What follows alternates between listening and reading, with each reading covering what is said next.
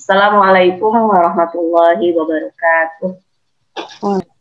Waalaikumsalam. Alhamdulillahirabbil alamin. Wassalatu wassalamu ala asrofil anbiya'i wal mursalin wa ala alihi wa ashabihi ajma'in. Rabbana zidna ilman warzuqna fahman bi rahmatika ya arhamar rahimin. Allahumma arinal haqqa haqqa warzuqna ittiba'ah wa arinal batila batila warzuqna ijtinabah. A'udzu billahi minasyaitonir rajim. Bismillahirrahmanirrahim. Wa nazzalna 'alaikal kitaba tibyanan likulli syai'. Tibyanan likulli syai'in wa hudan wa rahmatan wa busyra lil muslimin. Shadaqallahul adzim. Izinkan saya ibu-ibu untuk berbagi pada kesempatan pertama di kelas intensif politik ini berbicara tentang sistem politik Islam adalah sistem khilafah. Saya awali tadi penjelasan saya dengan mengutip ayat Quran surat An-Nahl ya Bu. A'udzubillahi minasyaitonirrajim, yang di situ dikatakan di surat An-Nahl ayat 89 itu bahwa wa nazzalna 'alaikal kitabal tibyana likulli syai', bahwa Allah telah menurunkan Alkitab, menurunkan Al-Qur'an ini tibyanan likulli syai', sebagai penjelas bagi segala sesuatu. Ini menunjukkan likulli syai', termasuk di dalamnya tentu kita pahami adalah tibyan untuk siasah, untuk urusan politik, yang itu merupakan urusan manusia, urusan yang dibutuhkan untuk mengatur ketertiban, keamanan, jaminan, kebutuhan-kebutuhan manusia secara umum. Baik, ibu-ibu rahimakumullah, saya akan mulai dengan share screen materi saya. Oke. Ya, semoga di bulan Ramadan ini kajian kita ini tambah berkah. Allah mencatat kajian ini sebagai salah satu amal terbaik kita di bulan Ramadan ini. Amin ya rabbal alamin. Baik ibu-ibu, saya langsung ke slide kedua. Jadi pada kesempatan pertama di kelas intensif politik ini, saya ingin menyampaikan beberapa poin, ada 7 poin. Ini tentang memahami latar belakang pembahasan tentang sistem khilafah. Tadi sudah juga diberikan pengantar oleh Ibu Faiza. Kemudian memahami hubungan Islam dan politik, karena ini juga perdebatan yang luar biasa di kalangan para intelektual, terutama ketika khilafah melemah dan apalagi ya, ketika khilafah sudah tidak ada. Kemudian memahami makna politik dalam Islam, karena ini juga khas makna politik dalam Islam, memahami bahwa Islam memiliki sistem politik, kemudian nanti memahami landasan atau dasar dari Al-Quran As-Sunnah atau dalil nakli, juga akli dan juga sejarah yang nanti akan menunjukkan bahwa sistem khilafah ini adalah kewajiban, kebutuhan, dan solusi bagi umat Islam. Ya, kemudian yang keenam nanti kita bicara asas dan kaidah sistem politik dalam Islam, karena kalau bicara sistem berarti kita akan bicara tujuan yang berbeda, dasar yang berbeda, dan juga nanti lembaga-lembaga atau unsur-unsur negara yang berbeda dalam sistem politik Islam dan dalam sistem politik manapun, termasuk dalam sistem politik demokrasi. Karena ternyata berbeda asas dan kaidah sistem khilafah dengan asas dan kaidah dalam demokrasi. Kemudian yang terakhir nanti sekilas saya gambarkan struktur dan lembaga dalam sistem politik dan pemerintahan Islam. Oke. Selanjutnya tentang latar belakang pembahasan kita, tentu ibu-ibu juga sudah mengetahui ya bagaimana terjadi monsterisasi terhadap khilafah ini. Bahkan kita tahu ada arahan kebijakan sampai meminta agar jihad dan khilafah ini dihapus dalam pelajaran di madrasah. Ya, dialihkan posisinya dari yang tadinya di posisi materi fikih menjadi hanya sejarah, gitu ya. Padahal nanti ada konsekuensi yang berbeda ketika sebuah topik itu ada di posisi sebagai fikih. Sebagaimana kita memposisikan sholat sebagai fikih, tentu kita akan hati-hati ya Bu, dan akan berkomitmen menjalani ketentuan-ketentuan dalam fikih itu ketika dan berbeda ketika itu dalam sejarah. Kita akan melihatnya sebagai kenangan, sebagai memori gitu ya, yang tidak membawa efek ke arah kita mengambil mengadopsi secara penuh gitu ya dari ketetapan yang ada atau dari materi yang disajikan gitu ya, ketika itu posisinya hanya sejarah. Kemudian juga nanti ibu-ibu bisa telusuri juga di berbagai media, kita juga dapatkan statement atau pernyataan bahwa khilafah tidak cocok untuk Indonesia gitu ya, khilafah ide yang mengancam gitu ya, walaupun kita bisa bertanya balik ya Bu, mengancam siapa gitu ya sebenarnya ide khilafah ini. Kemudian khilafah sama dengan ISIS, ini juga bentuk kesimpulan yang apa ya Bu, yang serampangan kalau menurut saya, bahwa khilafah bisa disamakan dengan ISIS gitu, atau IS ya sekarang itu bahwa dia ada semacam stigma bahwa khilafah itu nanti akan kejam, khilafah itu akan kemudian menerapkan sistem yang tidak manusiawi. Ini adalah berkembang Bu, bukan hanya kita tahu di level nasional, tapi juga itu sudah sampai di level internasional atau menjadi opini global hari ini. Kemudian nanti ada ungkapan khilafah utopis, sudah itu mimpi aja gitu ya Bu. Atau khilafah sudah berakhir, hari ini sudah khilafah, atau ada yang begitu ya, hari ini sudah khilafah. Itu hanya bicara nama, saya sebutkan terakhir itu cuma istilah saja untuk menunjuk sistem berpolitik. Kalau nilainya sudah Islam, yaitu khilafah, apapun namanya. Nah itu ya Bu, karena ada yang berpendapat yang penting isi nama atau kemasan itu bebas gitu. Nah ini kita akan coba jawab walaupun tidak secara langsung. Mudah-mudahan dari paparan-paparan yang ada ibu-ibu bisa menjawab dari berbagai opini dan penyikapannya seperti apa terhadap wacana, terhadap bahkan mungkin sampai kebijakan terkait dengan khilafah ini. Dan solusinya apa gitu ya? Solusinya itu untuk menjawab segala opini atau segala wacana kebijakan ini, kita perlu ilmu ya. Dan inilah tujuan adanya kelas ini gitu ya. Saya termasuk merasa bersyukur kepada Allah ya, mengucap syukur kepada Allah bahwa saya diberikan kesempatan untuk mengkaji terkait dengan khilafah ini dalam kitab yang memang itu detail membahas tentang khilafah sampai ke arah struktur khilafah dan juga bagaimana struktur pemerintahan dan administrasinya.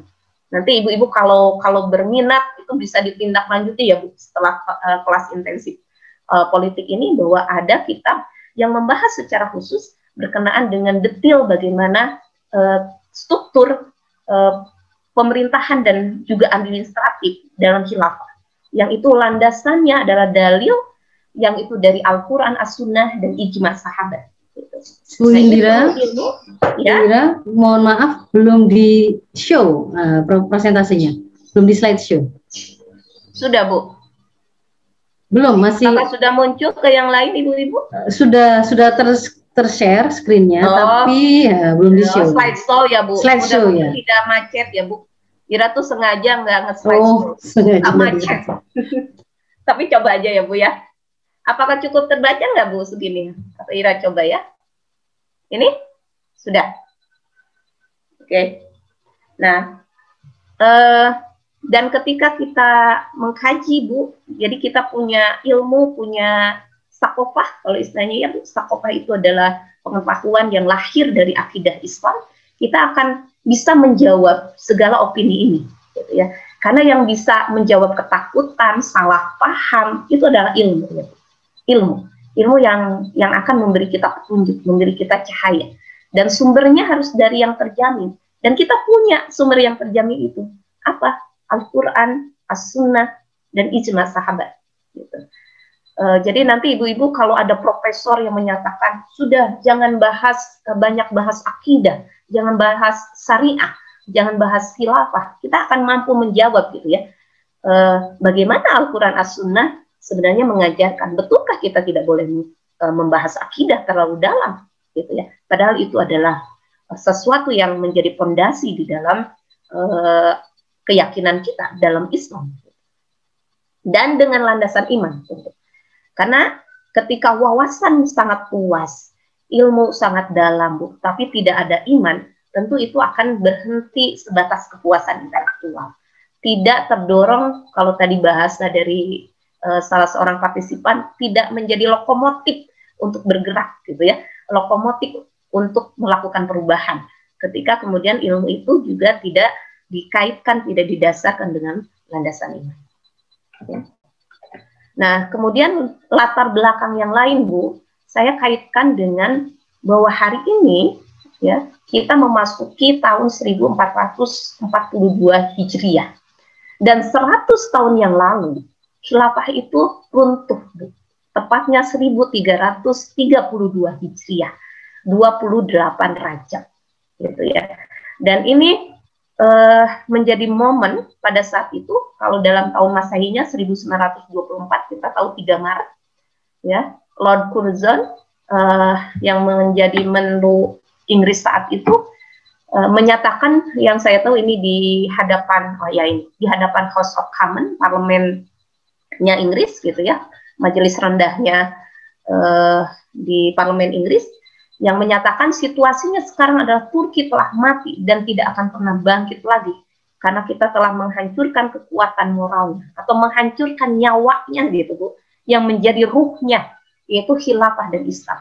Ini satu sisi ungkapan yang kemudian menunjukkan superioritas ya, Bu, kebanggaan mereka terhadap keberhasilan menghapuskan sistem khilafah, tapi dari pernyataan ini juga kita bisa melihat adanya pengakuan bahwa khilafah itu adalah hal yang kemudian luar biasa, gitu ya. Hal yang kemudian diakui memiliki kekuatan. Dan di sini dikatakan akhirnya dari pernyataan ini kita memiliki kesimpulan bahwa sepanjang kaum muslimin berpegang kuat pada Islam, yaitu Al-Quran As-Sunnah, sebenarnya khilafah tidak akan hancur. Kenapa? Karena khilafah itu rujukannya dari Al-Quran As-Sunnah. Dan khilafah itu untuk menerapkan Al-Quran dan As-Sunnah.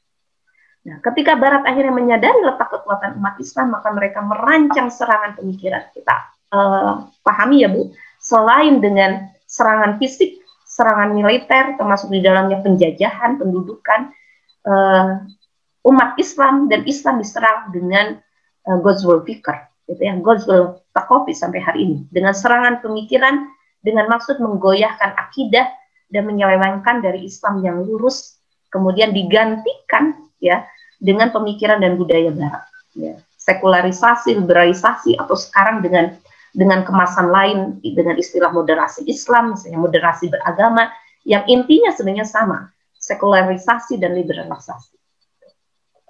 Oke, ini kemarin 28 Rajab ada kampanye khusus, Bu, tentang 1 abad tanpa khilafah, 1 abad tanpa junnah, 1 abad tanpa perisai gitu. Dan ini adalah cuplikan atau potongan berita dari majalah Times ya, yang mengumumkan tentang penghapusan khilafah gitu. Dan bagaimana khalifah terakhirnya diperlakukan dengan apa ya, Bu? Rendah gitu ya, diusir, yang dihinakan dari negerinya sendiri, untuk kemudian beliau dan keluarganya tidak lagi ada di situ. Dan ini ada proses panjang sebenarnya ketika kemudian akhirnya khilafah runtuh. Tapi sekaligus ketika kita diingatkan tentang seabad tanpa khilafah, ini justru menjadi salah satu juga latar belakang kita untuk makin semangat, makin penasaran gitu ya, dan memastikan bagaimana sebenarnya khilafah ini, gitu ya. Sampai kemudian negara-negara Barat, khususnya negara-negara besar, negara-negara superpower, itu ingin menghancurkannya dan juga menghalangi kembali kebangkitan khilafah ini. Nah, kemudian latar belakang yang berapa nih? Yang ketiga, saya ingin menunjukkan bahwa tidak bisa dipungkiri bahwa khilafah ini adalah masa di mana kaum muslimin gitu ya, memiliki berbagai hal yang diinginkan sebagai seorang muslim gitu ya.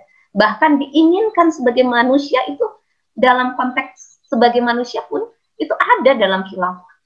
Kita tahu di masa khilafah lah kaum muslimin mengalami masa keemasan, the golden age gitu. Itu terjadi kapan? Masa khilafah, bukan hari ini. gitu ya. Ketika kaum muslimin memiliki wadah pemersatu, itu pun adalah di masa khilafah, ya. Bahkan persatuannya ini bisa melintasi, melewati, gitu ya, kendala, berbagai kendala, ras, warna kulit, kendala geografis, kendala benua, ya, dihalangi laut, samudra, itu mampu untuk mempersatukan kaum muslimin dalam satu wadah. Kemudian khilafah juga adalah wadah ketika kaum muslimin bisa menerapkan syariah Islam secara kafah. Ya, kaum muslimin terdorong, dikondisikan untuk taat secara total. Ya. Dan kalau saya sendiri pasti merindukan saat itu, ya, saat kita dikondisikan untuk bisa taat secara total dan apa ya Bu? Kita diajak untuk sampai pada kualitas tertinggi dalam keislaman kita, gitu. Ya, sampai fastabiqul khairat itu menjadi sebuah tradisi yang ada di tengah-tengah kaum muslimin. Ya, mungkin ibu-ibu juga sudah dapatkan bagaimana di bulan Ramadan khususnya menjadi tradisi di masa khilafah, orang berlomba-lomba dalam kebaikan, dalam ketaatan, gitu ya. Kemudian di masa khilafah juga dilahirkan tokoh-tokoh hebat sepanjang sejarah. Ya, termasuk para intelektual. Itu lahirnya kapan? Di masa khilafah. Karena masa khilafah adalah masa di mana ilmu, pemilik ilmu, institusi keilmuan itu dihargai, diakomodir, ya Bu, dimuliakan, ditempatkan pada posisinya yang seharusnya, bukan direndahkan dengan posisinya sebagai wilayah bisnis, gitu ya Bu, atau harus menghasilkan produk atau komoditas, tapi yang kemudian menjadi tujuan, gitu ya, dari para intelektual ini adalah menjadi intelektual yang mampu memajukan Islam, memberikan kontribusi agar Islam dan umat Islam ini menjadi umat terbaik, ya, melahirkan generasi-generasi mujtahid sekaligus mujahid. Kemudian masa khilafah adalah masa ketika kaum muslimin memiliki pasukan untuk melindungi Palestina ataupun negeri-negeri yang itu mengalami kezaliman, termasuk, ya, individu-individu muslim, warga negara yang mengalami kezaliman. Kita tahu di masa khilafah lah, ya, sampai seorang khalifah mampu mengirimkan pasukan yang sangat panjang, gitu ya, untuk membela seorang perempuan yang dilecehkan. Itu adalah masa khilafah. Gitu. Kemudian kaum muslimin mampu mewujudkan keharmonisan di antara berbagai perbedaan. Karena salah satu tuduhan, ya Bu, kepada Islam itu adalah dia dikatakan nggak toleran, gitu ya, intoleransi, dia itu tidak empati kepada yang lain, gitu ya, dia itu sering merendahkan non muslim. Tapi sebenarnya itu tuduhan. Kenapa? Karena di masa khilafah justru keharmonisan di antara berbagai perbedaan, termasuk antara muslim dan non-muslim, itu terjadi, gitu ya. Bagaimana misalnya Palestina itu digambarkan menjadi wujud kotak keharmonisan antara tiga agama, ya, antara Islam, Kristen, Yahudi, itu begitu harmonis, gitu ya. Tidak terjadi dominasi atau kezoliman, ya, kezoliman Islam terhadap non-muslim dan lain-lain. Saya nggak sebutkan semua karena ini adalah kegemilangan yang kalau kita mau selusuri ada Bu, banyak, tapi memang opini secara umum itu mengubur, gitu ya, mengubur sejarah gemilang, masa gemilang ke prestasi, gitu ya Bu, pencapaian yang telah diraih oleh khilafah. Dan ini kalau dari sisi wilayah kita tahu bahwa Daulah Khilafah itu bertahan 13 abad dan itu masa yang panjang, Bu, gitu. Kemudian dia mencakup luas wilayah dikatakan hampir 2/3 dunia. Kalau dikatakan dari Maroko sampai Merauke memang iya, Bu, gitu ya. Kalau kita lihat dari rentang yang ada, bentang yang ada, itu memang menunjukkan bahwa khilafah ini berhasil mempersatukan. Itu kan yang harus kita potret, itu berhasil mempersatukan, berhasil mengayomi, gitu ya, berhasil untuk kemudian membuat manusia itu, gitu ya, menerima sebuah petunjuk yang memang mereka cari-cari selama ini. Oke Bu, lanjut. Nah, kemudian yang keempat Bu, kenapa kita membahas sistem khilafah, sistem politik dalam Islam? Karena politik itu adalah bagian dari ajaran Islam. Gitu. Islam memiliki aturan tentang bernegara. Islam memiliki aturan yang khas tentang berpolitik. Karena itu menjadi bukti aturan Islam yang kafah, aturan Islam yang sempurna, gitu ya. Sampai digambarkan bahwa untuk menerapkan aspek-aspek ekonomi, pendidikan, budaya, hukum, sosial, politik, hankam itu memerlukan institusi negara. Gitu. Hari ini, gitu ya, ketika rezim kemudian mensahkan, bisa melegalisasi minuman keras, ya itu sesuatu yang sah, gitu ya. Kenapa? Karena ya landasannya bukan landasan Islam, gitu ya. Standarnya bukan ridho Allah, gitu ya. Tapi kemudian nanti yang dicari adalah suara mayoritas. Gitu. Ini dinyatakan, ya Bu, bahwa Islam menuntut menyatunya syariah dengan akidah, masing-masing tidak bisa dipisahkan. Gitu. Makin kita kuat akidah kita, meyakini Allah tadi ya, Al-Khaliq, Al-Mudabir, Allah sebagai Al-Hakim, ya, maka kita akan makin berpegang teguh pada syariah, ya, bukan makin jauh, gitu ya, bukan makin memisahkan atau mungkin antipati, gitu ya, menjadi apolitis misalnya, enggak, justru kita menginginkan akidah ini menjadi landasan untuk semua bidang. Ya, akidah adalah dasar yang memancarkan syariah, sementara syariah wujud nyata dari yang lahir dari akidah. Dengan kata lain, akidah adalah fondasi, sedangkan syariah adalah bangunan yang berdiri di atasnya. Jadi, kebayang ya Bu, kalau hari ini negara kita landasannya bukan akidah, jelas gitu ya. Kemudian juga nanti aturan bermainnya gitu ya, bangunan di atasnya juga itu bukan dilandaskan pada syariah, maka kebayang gitu ya, bangunan ini sebenarnya bangunan yang gitu ya, bangunan yang kemudian hanya berbicara orientasinya pun adalah orientasi untuk dunia, gitu ya, bukan orientasi yang kemudian dunia dan akhirat. Nah itu yang juga berbeda ya Bu, bahwa orientasinya dalam bernegara pun adalah orientasi dunia dan akhirat. Yang kita inginkan adalah ridho Allah, yang kita inginkan adalah keberkahan dalam negeri ini, dan selain nanti kebutuhan-kebutuhan dasar, layanan-layanan yang dibutuhkan warga negara tentu akan dipenuhi. Ya. Sebaliknya bangunan tanpa fondasi juga tidak mungkin, karena dia akan runtuh. Ini ya, akidah tanpa syariah bagaikan fondasi tanpa wujud bangunan, sehingga dia abstrak dan sulit diukur. Sebaliknya bangunan tanpa fondasi juga tidak mungkin, karena dia akan runtuh.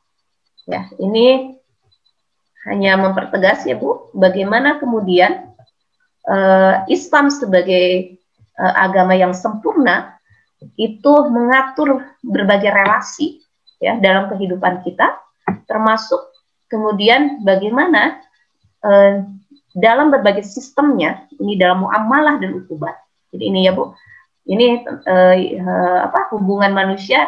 Kita tahu ada dengan dirinya, dengan Robnya, dengan selainnya dari manusia, dengan ini saya agak ke ini ya Bu, dengan Robnya nanti kita bicara akidah dan ibadah, kemudian dengan dirinya bicara umat, makanan, malbusat, pakaian, kemudian akhlak, kemudian nanti dengan yang lain ini bicara muamalah dan ukubat, ya, ukubat bicara sistem sanksi.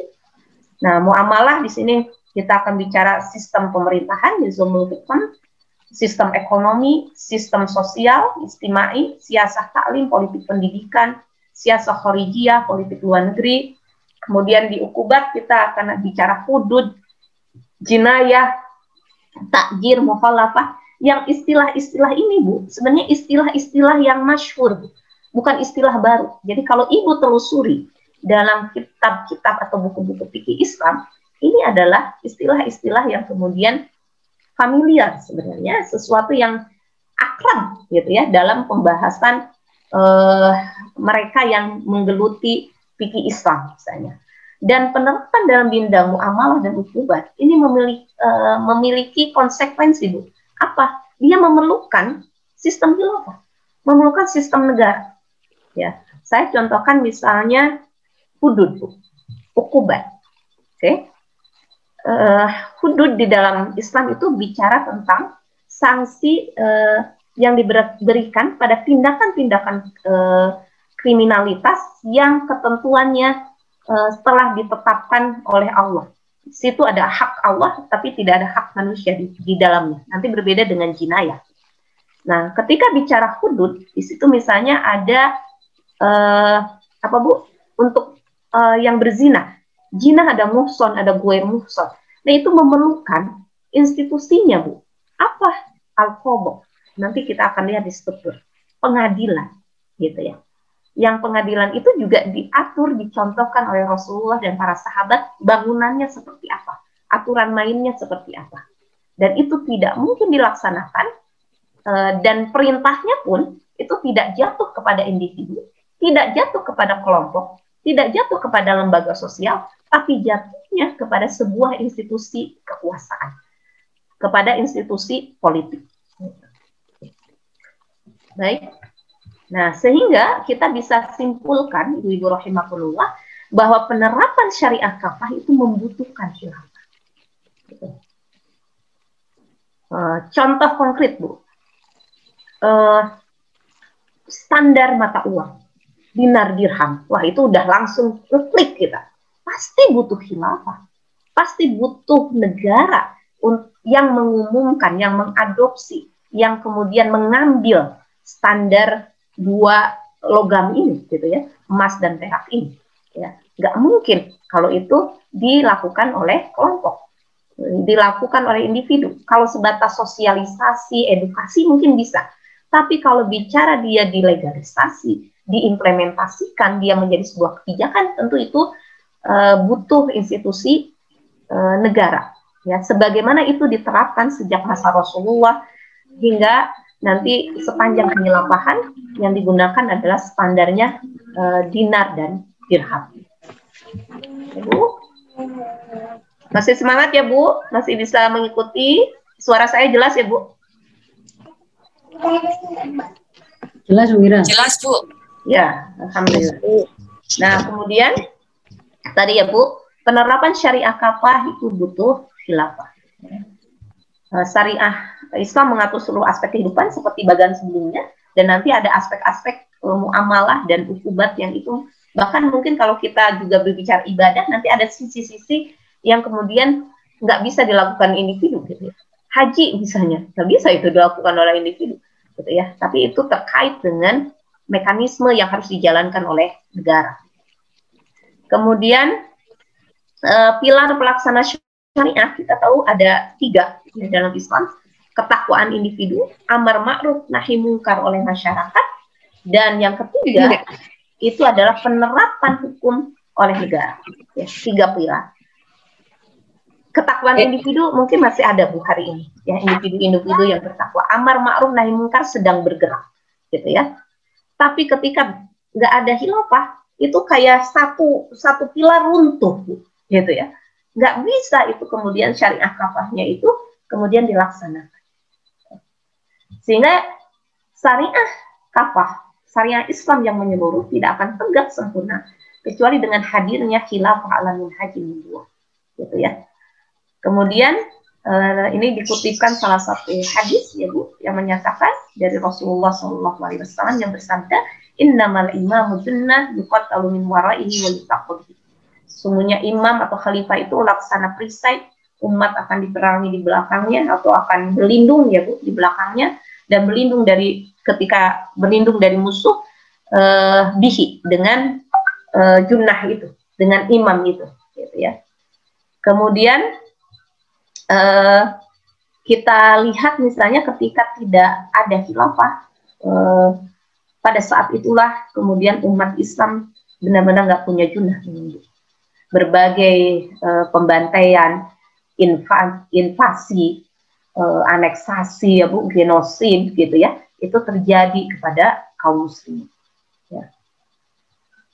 Kemudian Imam Hasan Al-Basri menyatakan, walau la as-sultan ya la akalan nasu ba'dhum ba'dh. Seandainya tidak ada as-sultan atau kekuasaan, manusia itu akan memakan satu sama lain. Kalau di sini akal lah, kalau di diartikannya menzolimi gitu ya. Dia bisa memakan satu sama lain gitu. Dia bisa saling membunuh sebenarnya gitu.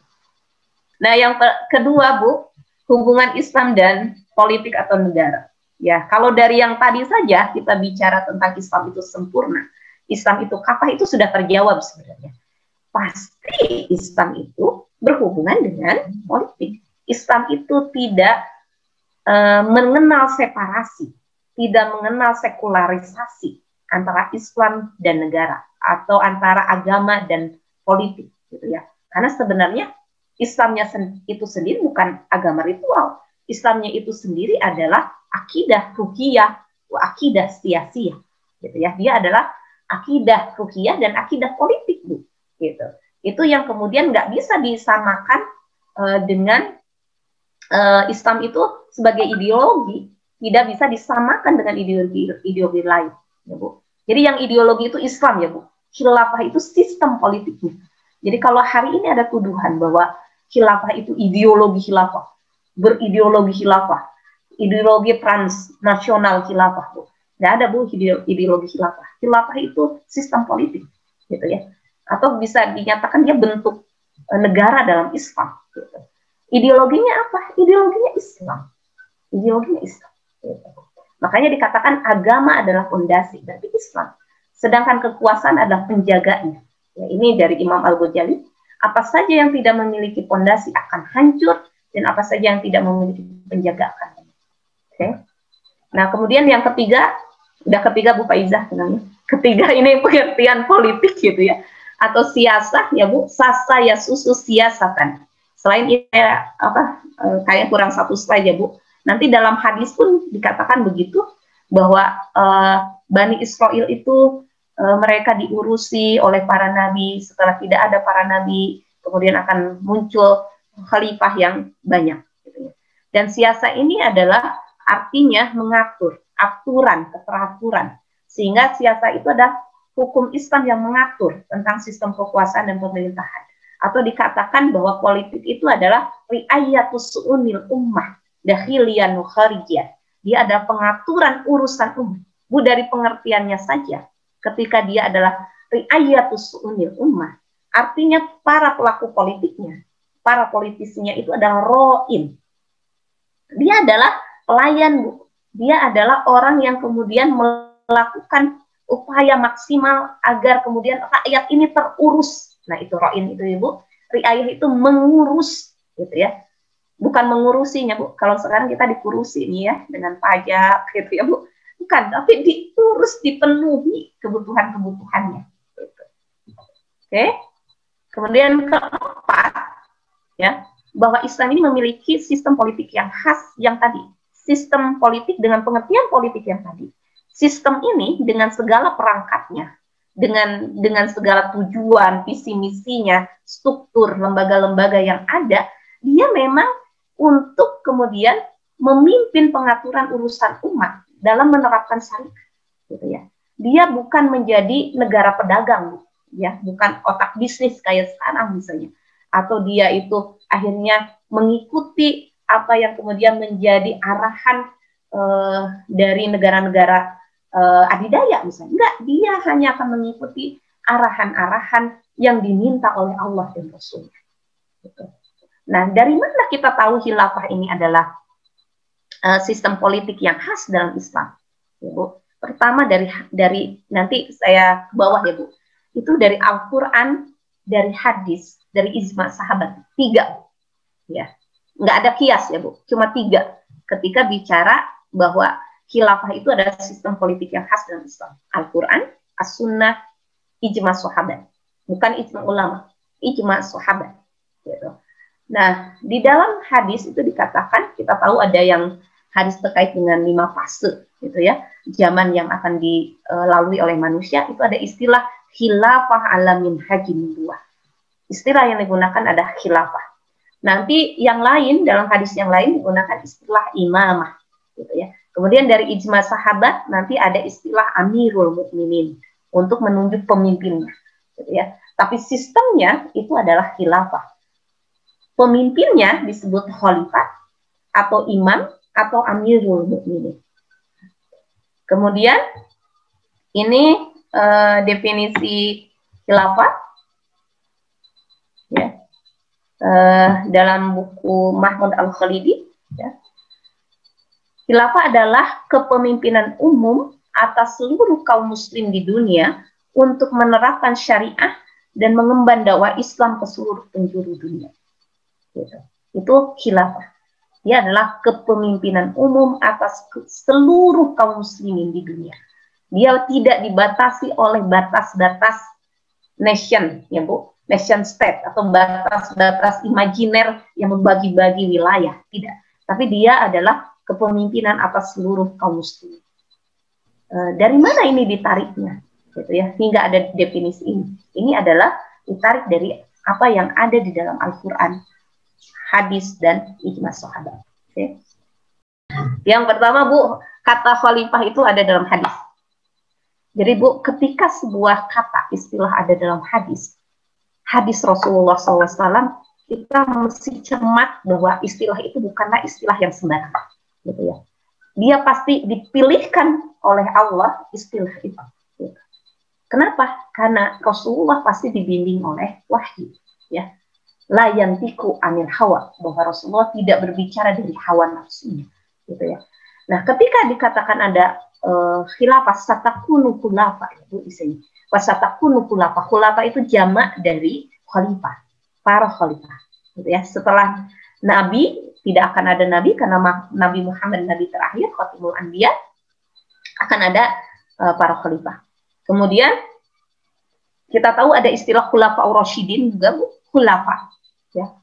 Yang itu artinya, kalau saya lihat itu di salah satu situs itu dia bilangnya rightly guided leader gitu ya.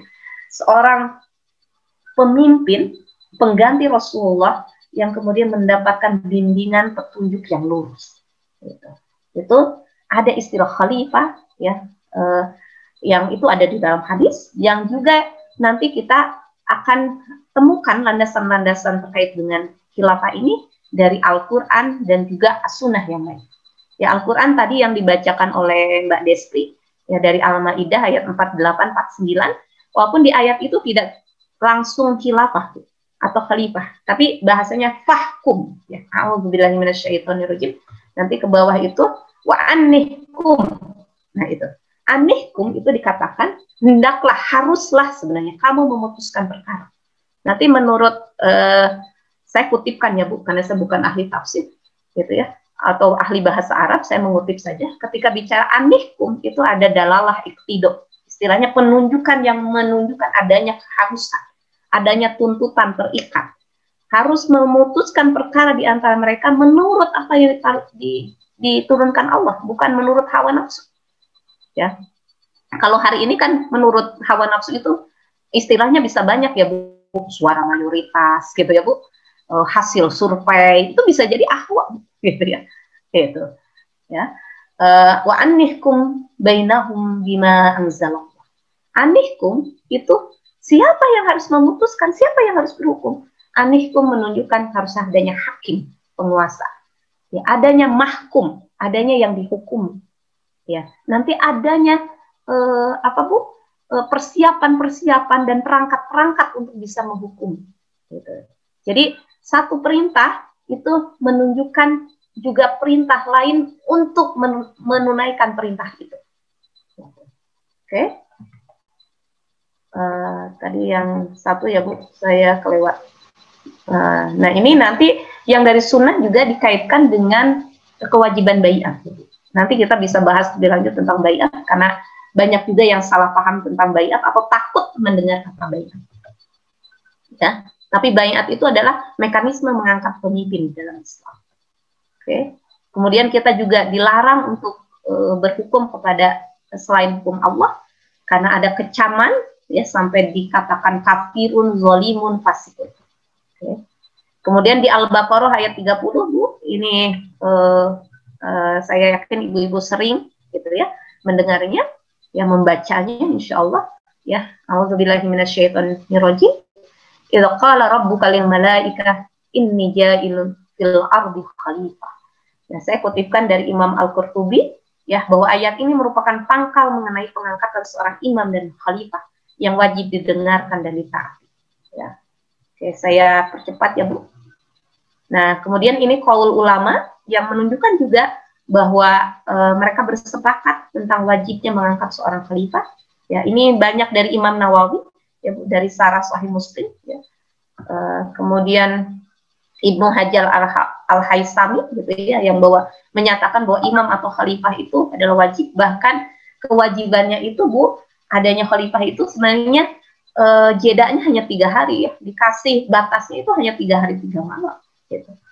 Sehingga bisa dikatakan kita hari ini dalam kondisi harusnya tanda kutip ya, Bu, harus segera gitu ya, Bu, karena sudah seabad gitu ya, bukan 3 hari gitu. Nah, kemudian di selanjutnya bahwa ketika bicara khilafah ini adalah solusi. Khilafah adalah kebutuhan ya. Maha benar Allah dengan segala firman-Nya, dengan segala hukumnya, bahwa ketika Allah menetapkan tentang adanya perintah pujian gitu ya, Bu, akan institusi khilafah ini, itu berarti kebutuhan manusia dalam menjalani kehidupannya itu memang butuh institusi negara.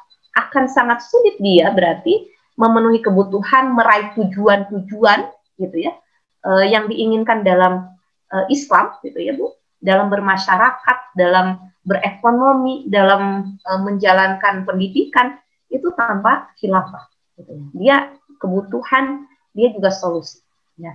Kenapa? Karena imam itu junnah. Okay. Sebagaimana hari ini saum itu junnah, saum itu perisai. Nah, imam itu juga junnah, perisai. Ya, kebayangnya, Bu, perisai. Kita saum aja kita tertahan gitu ya, Bu. Untuk kemudian kita dekat dengan ketaatan, dipastikan kita tidak bermaksiat, kita takut untuk kemudian membatalkan puasa kita gitu ya, melakukan hal-hal yang membatalkan puasa kita. Gitu. Nah, ini juga harusnya takut gitu ya, sampai khilafah ini nggak ada, kita harusnya ada rasa khawatir gitu ya, rasa bersalah gitu ya, Bu. Kenapa? Karena ini adalah kebutuhan, ini kewajiban gitu ya, Bu, yang itu menentukan penerapan syariah Islam secara kafah. Ya. Sampai dikatakan imam itu ada pelindung karena mencegah musuh yang akan menzalimi kaum muslimin, mencegah perselisihan, menjaga benteng Islam dan menggentarkan manusia dengan kekuasaan. Okay. Kemudian ini selanjutnya, kalau ibu nggak cukup dengan yang tadi alasannya kenapa harus khilafah, cukup dengan ini, Bu, bahwa khilafah ada janji Allah dan bisyarah Rasulullah. Ini juga makin menguatkan kita. Kenapa harus khilafah? Karena khilafah janji Allah dan bisyarah Rasulullah. Di surat An-Nur ayat 55 dan juga dari hadis riwayat Ahmad ya, bahwa terakhir nanti akan ada khilafah ala minhajin nubuwah as-saniyah. Yang kedua, setelah sebelumnya ada khilafah ala minhajin nubuwah yang pertama, kemudian mulkan aldon, mulkan jabriyatan, kemudian khilafah ala minhajin nubuwah. Oke. Ini, Bu, lanjut. Nah, asas sistem khilafah itu apa? Ya, Bu, akidah. Ya, bahkan akidah Islam menjadi asas Islam, wijhatun nadri, arah pandangnya kaum muslimin, asas negara, asas undang-undang dasar, asas undang-undang, asas semua pemikiran itu adalah akidah. Ya, Bu, la ilaha illallah Muhammadur Rasulullah gitu ya, Bu. Rukun Islam gitu. Itu yang menjadi asas gitu. Ya, termasuk dalam bernegara. Sehingga dalam Islam salah satu tujuan negara dalam Islam adalah menjaga akidah. Nah, selain sebagai asas, dia juga ada maqasid syariah yang diwujudkan oleh negara, yaitu dia hifdzul akidah, menjaga akidah. Oke, cepat ya, Bu. Nah, ini kalau tadi dikatakan di polling, apakah sistem khilafah ini adalah demokrasi, sistem demokrasi yang global? Kita akan temukan di komparasi ini, ya Bu. Bukan, Bu. Sama sekali bukan, gitu ya. Bahwa khilafah adalah sebuah sistem tersendiri yang unik, ya. Demokrasi pun begitu, dia tersendiri. Kenapa? Dasarnya, sejarahnya, ya Bu, akarnya itu berbeda sekali. Gitu ya. Asas dalam demokrasi itu sekularisme, ya. Sedangkan Islam itu akidah. Ya Bu, standar perbuatan dalam demokrasi apa? Manfaat, Bu. Ya, khususnya kalau udah bicaranya itu menjadi lahan basah, ya Bu, misalnya diambil. Tapi kalau dalam Islam halal haram. Kemudian pemilik kedaulatan dalam demokrasi rakyat, ya, yang itu direpresentasikan dengan Vox Populi Vox Dei, suara rakyat, suara Tuhan. Dalam Islam itu Allah atau asyari, ya, pihak yang membuat syariat, pihak yang menetapkan hukum. Sumber dan pemilik kekuasaan dalam demokrasi manusia, rakyat, gitu ya. Kemudian nanti ada kontrak sosial dialihkan, ya Bu, ada wakil rakyat nanti. Kemudian ada trias politika yang kemudian wakil-wakil rakyat ini nanti mengisi 3 kekuasaan yang dibagi itu. Kemudian kalau dalam Islam betul sumber kekuasaan juga rakyat, dalam artian dia yang memilih siapa yang akan menjadi pemimpinnya, itu pun tapi tetap dengan tujuan, ya, bahwa si pemimpin ini, si khalifah ini untuk menerapkan syariat Islam, bukan hukumnya. Ini hak legalisasi, kalau dalam demokrasi kita tahu itu diketok palunya di parlemen, ya, dengan suara mayoritas. Kalau di dalam Islam nanti dasarnya itu adalah Al-Quran As-Sunnah, Bu. Penggalian hukum dilakukan oleh mujtahid, nanti khalifah memilihkan dari pendapat mujtahid itu mana yang paling kuat dalilnya, gitu ya. Itu yang disebut dengan mentabani, mengadopsi, gitu. Kemudian bentuk kepemimpinan demokrasi negara bangsa, kalau dalam Islam tidak boleh ada negara bangsa atau federasi juga enggak, Bu, tapi dia mesti kesatuan, ya. Ada juga yang menanyakan terkait dengan betulkah khilafah memiliki dasar syariat? Ini jawaban yang diberikan, ya, ini Imam Suyuti. Maka aku jawab, subhanallah, hal begini saja tidak tahu sampai ditanyakan, gitu ya. Ini saya kutipkan dalam sebuah tulisan ini. Khilafah adalah sebuah ajaran pokok yang agung di antara ajaran-ajaran pokok dalam Islam yang telah ditegaskan oleh syariat dan dimuat oleh banyak hadis dan khabar. Wallahu a'lam bishawab. Assalamualaikum warahmatullahi wabarakatuh.